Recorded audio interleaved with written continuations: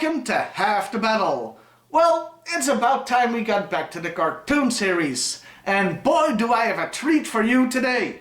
We'll be looking at the first part of Worlds Without End, a story that is considered by many to be the very best of the original G.I. Joe Sunbow cartoon. And it's also my most requested review. Well, with such a hallowed piece of G.I. Joe history, there's only one thing I can do. Nitpick the hell out of it! So without further ado, let's dig in. We start off with Sartain and the Dreadnoughts stealing a top-secret prototype and the blueprints. Wait, is there like a scene missing here? Sartain is in disguise apart from his head. But this is where the episode starts. We didn't see him fool anybody with that disguise. Anyway, they get away. The matter transmuter is gone! I didn't edit that! They leave, and a split second later, the security guy walks in. Did they wave at him on the way out? They continue to get away. Meanwhile, Cobra Commander and friends explain what the device does. It can turn any matter into any other matter.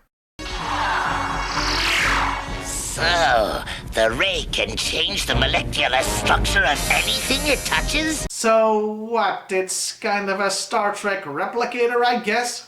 Also, meanwhile, Steeler is complaining about being a Joe. Being a G.I. Joe is ruining my life. Why do you think I ain't got a girlfriend no more? He's interrupted by Sartain on a glider? Where did he get that thing? I mean, he did say they'd split up, but still. We best move it, mates! And where did the Dreadnoughts get that Stinger Jeep? Anyway, the Joes engage them, and I should note Steeler is driving a Mauler, even though he's the Mobat driver. I'm guessing they changed this because the Mobat wasn't being sold anymore at the time this episode was made, but the Mauler was. Not that we see much of the Mauler, because... Never! Okay, I'm pretty sure the exhaust from those rockets should have fried Sartain to a crisp. Half a second slower, I'd have been vapors. So yeah, Steeler seems to be having a bad day. Oh boy, poor bastard's got no idea. So the Joes follow Sartain to Cobra's hidden base. And get ready for this one, folks, because it's... A rocket! A freaking rocket hidden in a giant tree. That's the most ridiculous and unbelievable hidden lair I've ever seen. What, did Cobra form an alliance with the Keebler elves? Steeler continues to have a crisis. And a pretty meta one when you think about it. Nothing ever changes. Cobra hits us, we hit them, over and over. I mean, he's questioning the very nature of Saturday morning cartoons. The good guys fight the bad guys, but never totally defeat them, dooming them to be locked in combat forever. It's like he's become self-aware. Anyway, Cobra tries to get the plans back, over a wooden bridge this time, and things go bad fast. The others arrive and all start to climb the bridge, when Copperhead shows up. And wins the award for Dumbest Mofo of the episode. He gets out of his boat, carrying the transmuter, and tries to grab Steeler. Let me say that again. He leaves his boat. That has a gun he can shoot at them with, and goes hand to hand carrying the weapon Cobra desperately wants.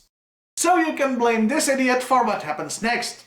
The transmuter fires, turning the whole bridge into freaking glass, which immediately causes it to collapse under its own weight. Then this happens.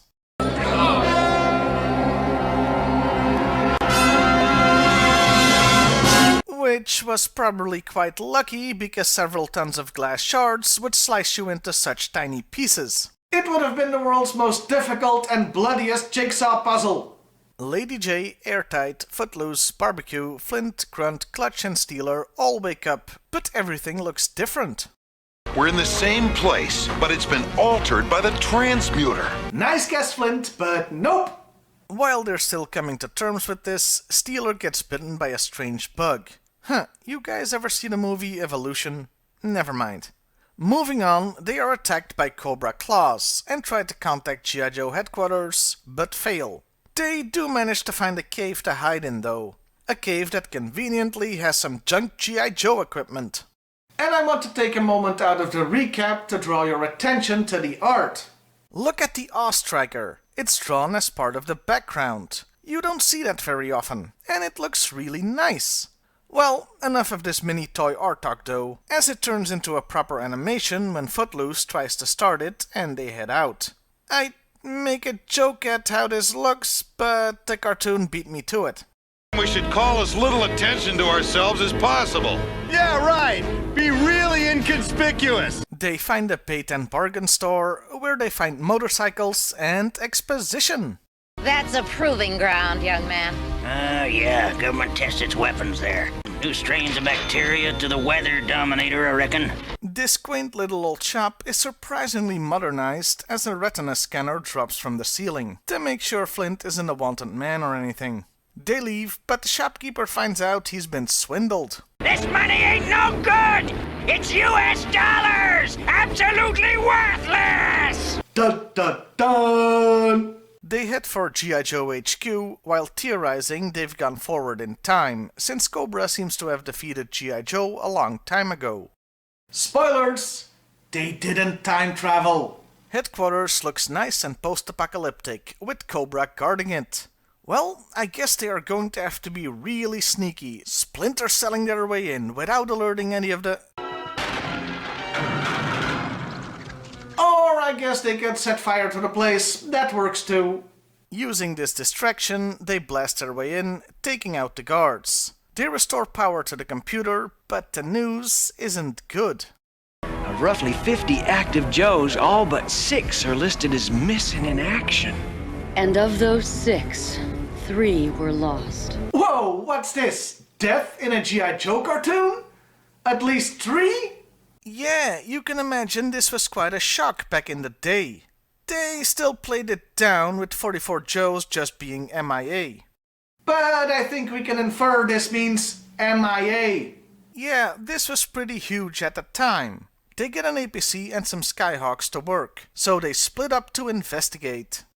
The results are, well, just look. Cobra Commander to deliver State of the Empire address? Oh my gosh, they've changed it! Damn. But hey, at least they left 2 of the original presidents there, although Washington looks more like Odo from Star Trek than anything else. The Lincoln Memorial's become a Cobra Commander Memorial? A memorial is usually for somebody who's dead, which the commander very much isn't. My favorite change, though, is the Statue of Liberty being replaced by the Baroness in a ruined New York. Meanwhile, the APC gets stopped by cops, who turn out to be... The Dreadnoks have become cops? Oh, that's just awesome! Even when Cobra takes over the frickin' world, these guys are still stuck doing menial jobs that any Cobra trooper could do.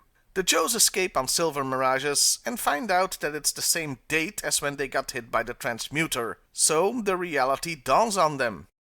Not another time, then another place, another world. That's right, it's kind of obvious, but we're dealing with a parallel universe. It's a staple of sci-fi. The most well-known is probably Star Trek's Mirror Universe, where everybody's an asshole and Spock has a beard. But it's been all over fiction. Hell, there's been a TV series dedicated to the concept. And even the Marvel Cinematic Universe is dipping its toes into it as well. And in this case, it's a dimension where Cobra won. I have just one question. How the hell is a device that transmutes matter supposed to do that? This never ever made sense to me. Anyway, Flint and Co. do end up captured and get told Cobra has bugged G.I. Joe headquarters. Which leads back there, where Steeler is continuing to have a normal one. Not alive! We're not alive! No, we must have died in that explosion! And now we've gone to the devil! That bug bite also makes him run like a complete idiot from the look of it. And then... Mistress, it's him, the one you called Steeler. Damn, girl! Cobra's dress code in this universe sure is something else. Looks like they took more than one cue from Star Trek. Meanwhile, the Joes in the Skyhawks get attacked by rattlers. And...